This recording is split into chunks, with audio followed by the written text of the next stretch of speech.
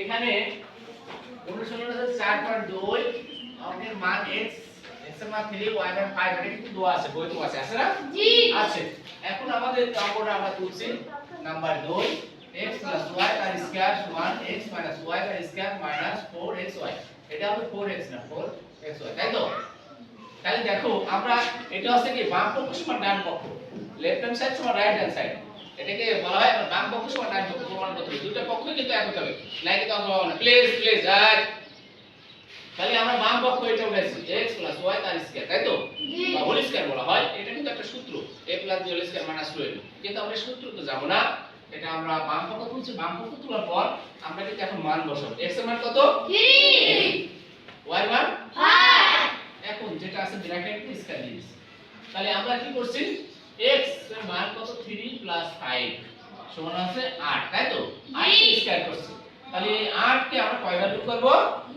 2 বার তাহলে 8 8টা 64 আমার কিন্তু বাম পক্ষ হয়ে গেল বাম পক্ষ বুঝতে পারছো এখন আমরা ডান পক্ষ পাবো এই এখানে আছে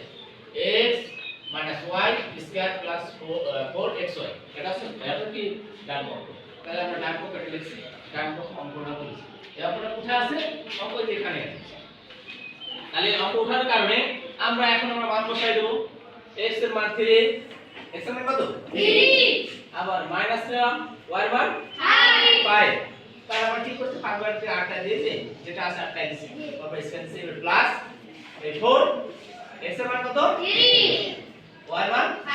5 মানে কোনো কিছু নেই কিন্তু পয়েন্ট মানে কি পয়েন্ট মানে কি পয়েন্ট মানে গোল তারপর আমরা কি করছি এখান থেকে আমরা বাদ দিছি 5 থেকে 3 বাদ দিই কত 2 সেই 2 নিচে তাহলে স্কয়ারটা স্কয়ার বসাচ্ছি প্লাস এইটা আমরা কি করছি গুণ করছি 3 সাইডে 12 5 12 60 মানে আমরা এটা গুণ করি না ওটা আমরা বসাচ্ছি গুণ করে এখানে বসাচ্ছি 5 করে 60 তাহলে আমরা এখান থেকে বাদ দিই 2 স্কয়ার প্লাস এটা যা আছে বসাচ্ছি এখন 2 5 বার গুণ করব 2 বার তাহলে কত 2 গুণে 4 যোগ এখানে আমরা গুণ করছি কত 3 4 12 5 12 60 60 পরে এখন আমরা কি করছি এই 60 আর 60 যোগ করলে 64 তাহলে আমরা দেখো বাম পক্ষ সমান ডান পক্ষ কি তাহলে কি বুঝতে পারছো সবাই আচ্ছা অবশ্যই